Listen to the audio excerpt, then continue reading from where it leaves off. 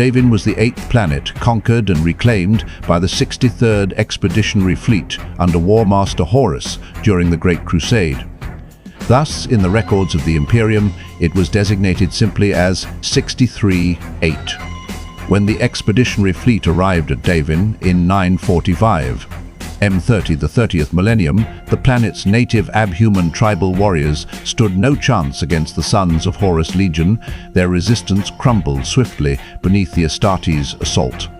With the battle won, Horus pressed onward with his crusade, leaving the mundane tasks of rebuilding Davin's government and spreading the imperial truth to two men, his mortal friend, Governor Yugen Temba, and Captain Cor Phaeron of the Word-Bearers Legion. No soul could have foreseen that this unremarkable barbaric world, just another dot in the Imperium's vast domains, would, 6 decades later, become the pivot upon which the entire Imperium's fate would twist. In WA4, M31, the 31st millennium, Horus, now firmly entrenched as War Master, returned to Davin. According to a report from Erebus, the Word-Bearers' first chaplain, Governor Temba, who had been stationed on Davin for 60 years and once counted Horus as a close ally, had betrayed the Imperium. He had become the leader of a rebel faction entrenched on Davin's moon. Horus saw this rebellion as a stain on his own honor. Furious, he led Imperial forces in an orbital drop onto the moon personally. What the warriors did not know, however, was that the moon had been warped by a strange, supernatural power. 60 years prior, it had been arid and desolate, but now it teemed with swamps and forests, and the foes awaiting them on the surface were not mere rebels. They were grotesque, corpse-like abominations. In battle, the Imperials discovered these twisted creatures could withstand multiple blows and wielded strength far beyond that of any mortal. When Horus and his retinue finally tracked down the traitorous governor, they found Temba had also been transformed. His flesh rotted, yet his movements remained agile, and he clutched a bizarre Xenos blade in his hand. The Imperial forces eventually crushed the uncanny rebels, but in his duel with Temba, Horus was struck in the shoulder by that alien sword. For a Primarch, such a wound should have healed swiftly, almost effortlessly. Yet Horus collapsed inexplicably, and the Legion's apothecaries were powerless to treat him.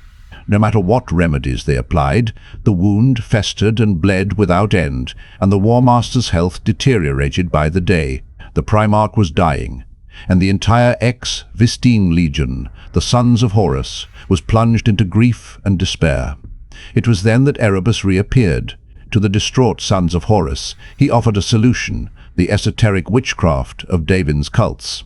He spoke of ancient temples scattered across the Davin system, dedicated to dark gods. According to the cult's dogma, those on the brink of death whose wounds defied all healing could be laid within these temples, where the dark god's power would mend their bodies. Desperate, the Sons of Horus had no choice but to take this last resort. They carried their dying Primarch to the Temple of the Serpent cult on Davin's surface. On the 9th day, Horus emerged from the temple. His wound was gone, and he radiated a power far greater than before. The Imperial warriors gathered outside the temple erupted in jubilant cheers at the sight of their War Master alive, unaware that the man who walked out was no longer the Horus they had known. The once loyal son of the Emperor had already betrayed him in his heart. Erebus smiled, his malice hidden. Every piece of this tragedy, the rebellion on Davin's moon, the blade that wounded the Primarch, the serpent cult's witchcraft, had been a trap laid by this vile word-bearer to drag Horus into chaos. He had lured the Primarch to Davin's moon, step by step, and the moon's transformation was the work of Nurgle, the plague lord of chaos. It was Nurgle's power that had prevented Horus's wound from healing, and when the Ex-Vits Legion, fooled by Erebus' lies, laid their weakened Primarch in the cult's temple, chaos corrupted Horus utterly. Within the temple, his mind fragile, Horus was assailed by visions, the Emperor's lies about the true nature of the warp, his concealment of the Primarch's origins, his disdain for the gene-forged Astartes, and his grand scheme to use all of humanity to ascend to godhood alone. Shock, anger, hatred, these emotions seethed in the Primarch's heart. Horus fell. He now saw the Emperor as a hypocritical, greedy tyrant willing to sacrifice his own sons to become a god. So he made a pact with Chaos. The dark gods would help him overthrow the false emperor, and in return, Horus would become the new ruler of humanity. The only soul who sensed Horus's betrayal was Magnus, the Red Primarch of the Extinct Legion, the Thousand Sons and the most powerful psyker among the Primarchs, as designated by the Emperor. Magnus had grown up on Prospero, a world inhabited by psykers and mutants who had been exiled and shunned by other human societies. Because Prospero lay far from the heart of human civilization, such as Terra, these outcasts could live in peace, sharing knowledge of how to control their psychic powers and accumulating wisdom and technology. When Magnus, born with immense psychic talent, crash-landed on Prospero, he was embraced by this society.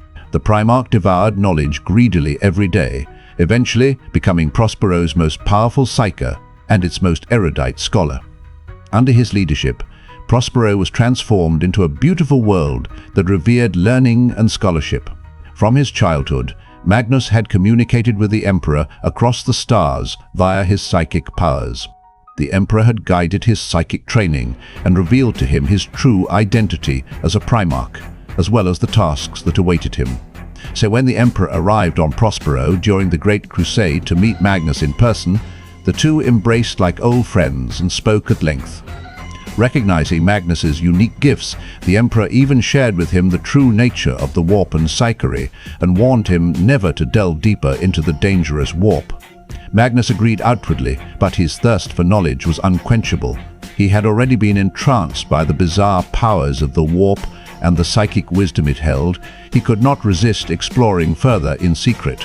Later, Magnus took command of the Extinct Legion, the Thousand Sons, forged from his own gene seed, and joined the Great Crusade. Under his guidance, the Legion became a singular force. Influenced by their Primarch, these Astartes shared an insatiable hunger for knowledge.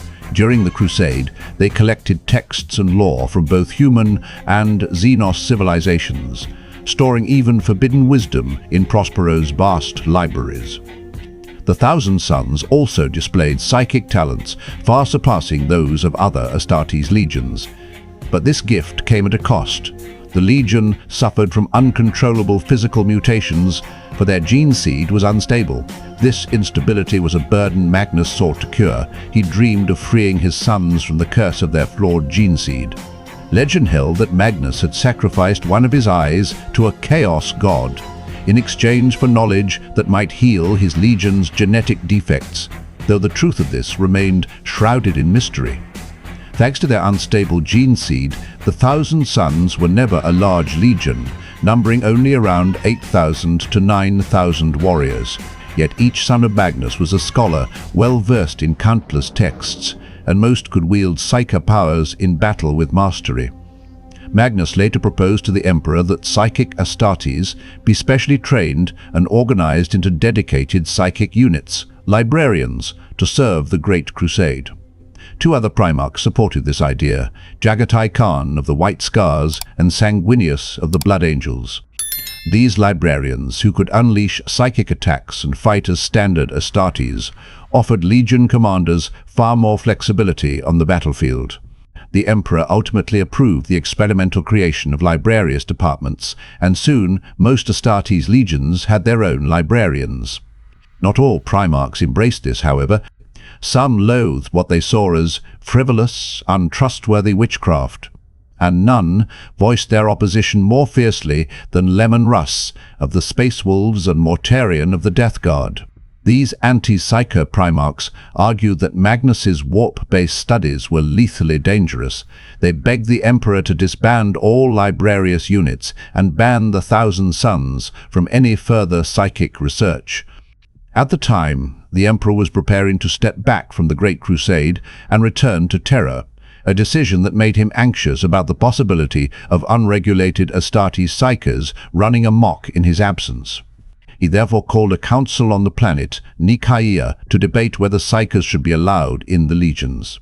The council devolved into fiery argument between the pro-psyker and anti-psyker factions. In the end, the Emperor issued his verdict: all existing librarius units in the legions were to be disbanded. Henceforth, Astartes' forces would only be permitted to use two types of psykers: navigators who guided starships through the warp, and astropaths who sent long-range psychic messages.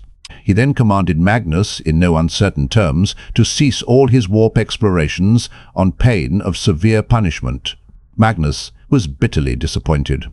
He saw no sin in his pursuit of knowledge. The warp was a treasure trove of wisdom. Why should it be forbidden? He accepted the Emperor's order publicly, but once back on Prospero, he continued to lead his legion in secret warp research. Shortly after, the Emperor named Horus Warmaster and returned to Terra. It was then that Magnus, peering into the warp through his remaining eye, saw a horrifying truth. Warmaster Horus was listening to the whispers of chaos. Magnus used his psychic powers to reach out to Horus, begging the corrupted Primarch to abandon his treachery. But Horus, already bound to chaos, refused. Shocked by the revelation that the leader of the entire crusade had betrayed the Imperium, Magnus called a secret meeting of his legion's commanders. By then, warp storms had begun to rage across the galaxy, disrupting astropathic communications. To deliver the warning of Horus's betrayal to the Emperor as quickly and reliably as possible, the Thousand Sons decided to cast a powerful psychic ritual, one that would pierce the warp and send their message directly to Terra. Unbeknownst to them, this was exactly what the Chaos Gods had planned. In that moment, Magnus unwittingly doomed his own loyalty, the Emperor's painstaking schemes, and even the future of humanity in the galaxy. On Terra, the Emperor was in his laboratory beneath the Imperial Palace, working on a project that would free humanity from the warp forever, the Webway Project. He was constructing a device to connect to the ancient Webway, a network of faster-than-light tunnels built by the Old Ones, a long-extinct alien civilization. These tunnels, crafted from anti-psychic materials beyond human replication, allowed travel across the galaxy without venturing into the dangerous warp. For decades after his return to Terra, the Emperor had labored to build a single tunnel that would link the depths of the Imperial Palace to the Old One's Webway. His goal was to use this webway to free humanity from its reliance on warp travel, and thus from the navigators and astropaths whose families had grown powerful through their control of these essential services. Such a shift would inevitably spark massive upheaval, however, and since the Imperium still depended on warp travel for the Crusade, the Emperor's project had to remain secret. Worse, the unfinished human tunnel required the Emperor's constant psychic power to shield it. Without his protection, the device linking to the Old One's webway would be vulnerable to invasion by warp entities, a reality that kept the Emperor trapped on Terra, unable to return to the front lines with his Primarchs. It was at this critical moment that Magnus's psychic message reached Terra. His intent was to warn the Emperor of Horus's betrayal, but the ritual's immense warp power tore through the psychic barriers the Emperor had erected around the Webway project. As those barriers fell, hordes of chaos daemons poured into the palace's underground tunnels. With the device collapsing, a massive warp rift threatened to open directly behind the palace. A rift that would allow the Chaos Gods to descend upon Terra, humanity's homeworld, unopposed. To prevent this catastrophe, the Emperor had no choice but to seat himself upon the Golden Throne, a device that siphoned his psychic energy to reinforce the failing shield and contain the expanding warp rift. Meanwhile, his loyal custodians and silent sisters led wave after wave of troops into the breached webway device, fighting to hold back the endless tide of warp creatures. There was only one other being in the Imperium, powerful enough to take the Emperor's place on the Golden Throne and contain the rift, long-term, Magnus the Red, the Imperium's second strongest psyker. With no other options, the Emperor issued an order. The custodians, the Silent Sisters, and Leman Russ, Primarch of the Space Wolves and his VI Legion, were to travel to Prospero and bring Magnus back to Terra. But Horus, corrupted and aware of Magnus's attempt to warn the Emperor, having glimpsed it during his own prying of Davin's temple, saw the Thousand Sons Primarch as an enemy and a threat to his treachery. The Warmaster, already secretly betrayed the Imperium, forged a false order from the Emperor and sent it to the Space Wolves, who were already en route to Prospero. The fake command instructed Leman Russ to kill Magnus in the Emperor's name. branding him a heretic and a warp worshipper. Lemonruss, loyal but unknowing, accepted the order without question. He led his space wolves, ferocious, unyielding warriors known as the vicious wolves of Fenris, on a headlong charge toward Prospero. The stage was set for a war that should never have been fought, a war that would burn Prospero's libraries to ash, split the Astartes legions forever, and seal the Imperium's fate in darkness.